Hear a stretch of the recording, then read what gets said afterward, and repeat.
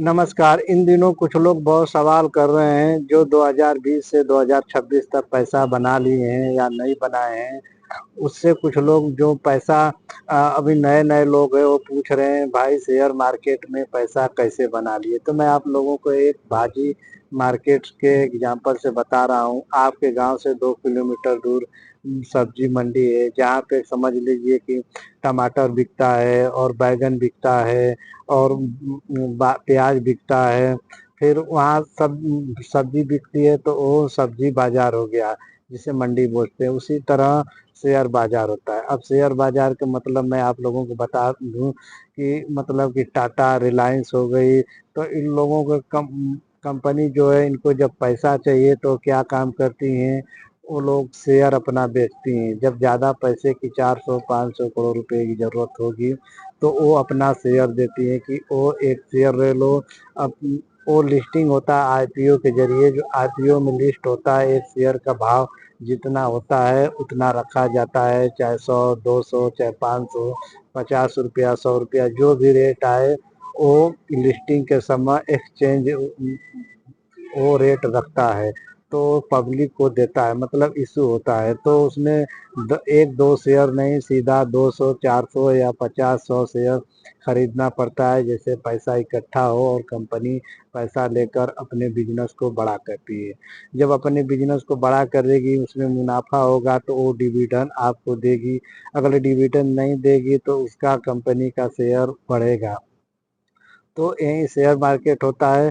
तो इसमें कुछ लोग एक्सपर्ट होते हैं, जैसे कि आप भाजी मार्केट में जाएंगे तो वहाँ पे कुछ लोग होते हैं जो कि बोलते हैं कि भाई ये भाजी ले लो, ये अच्छा है, और ये देखो खराब है। तो ऐसा शेयर मार्केट में होते हैं। ये लोग बोलते हैं भाई हमारी कंपनी बहुत अच्छी है, आगे चलकर बहुत बड़ा सेल होगा, बहुत बड़ा प्रॉफिट होगा।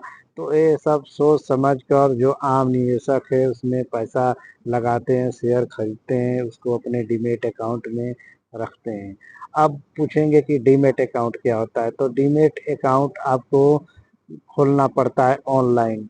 पहले आप सुने होंगे कि शेयर जो कागज पर खरीद कर मिलता था, जैसे कि मुंबई में एक बरगद के पेड़ के नीचे वहाँ पे अलग अलग लोग दलाल जिसको बोलते थे वो लोग बैठते थे अलग अलग कंपनियों के शेयर लेकर, और जो जिसको चाहिए था वो कानूनी कार्रवाई के हिसाब से वो लोग देते थे आपको लिख कर कागज पे। लेकिन वही अब डीमेट अकाउंट हो गया, मतलब डीमेटेरियलाइज हो गया, मतलब कि ऑनलाइन मिक्स हो गया है। आप अगर ले आपको खरीदना होगा शेयर तो आप ऑनलाइन डीमेट अकाउंट खोलेंगे, जो कि आपके सेविंग अकाउंट से डीमेट अकाउंट लिंक रहता है। तो आप घर बैठे बैठे भी शेयर आप खरीद सकते हैं।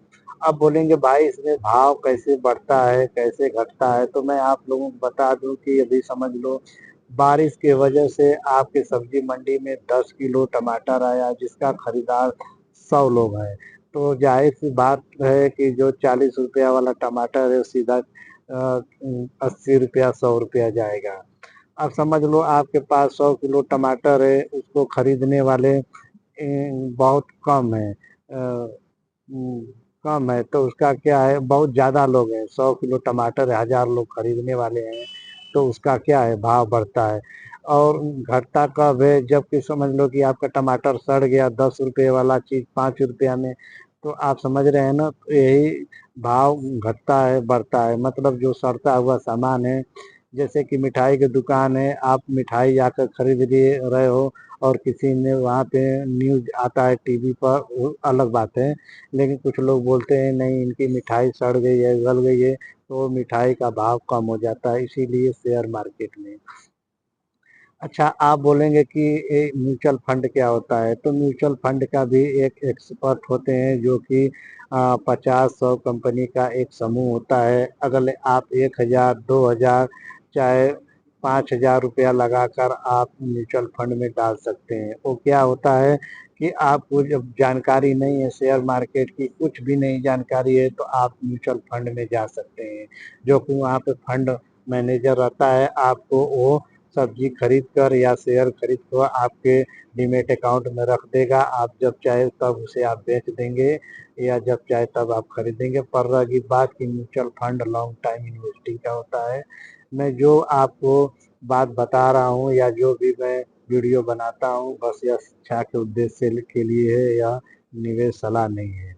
तो कुछ लोग एसआईपी करते हैं, तो वो लोग सोचते हैं कि भाई आज मैं सब्जी खरीदने जा रहा हूँ, चाहे 100 रुपया किलो टमाटर हो चाहे 500 रुपया किलो टमाटर हो, मुझे एक लिमिट में बस 50 रुपये का या 500 का एक हफ्ते के लिए भाजी लेना है। तो वो सिस्टमेटिक प्लान होता है जो कि आप महीने का 1000 रुपया डालते हैं तो 1000 ही रुपये के हिसाब से शेयर आएगा, चाहे वो बढ़ कर आए चाहे घट कर आए चाहे जितना भी। तो इसे एसआईपी कहते हैं।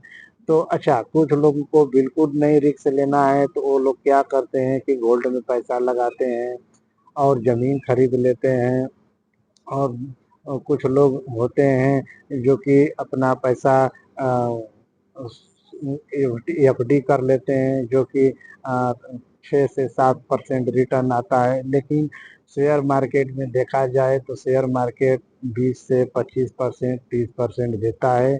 लेकिन रह गई बात इसमें कि जोखिम बहुत है। आपका पैसा इसमें डूब भी सकता है। अगर कंपनी ज़्यादा परफॉर्म नहीं कर पाई, ज़्यादा मुनाफा नहीं कमाई तो आपका पैसा डूब भी सकता है। पर रह गई बात कि ये ज्ञानवर्धक चीज़ है, आपको सीख समझ कर ही इन्वेस्ट करें। और आपको समझ में नहीं आता है तो म्यूचुअल फंड आप लें, उसमें सही रहेगा। शेयर मार्केट में निवेश करने के पहले शिक्षा बहुत ज़रूरी है, आप ये समझ लीजिए। तो यहीं तक रहने देता हूँ।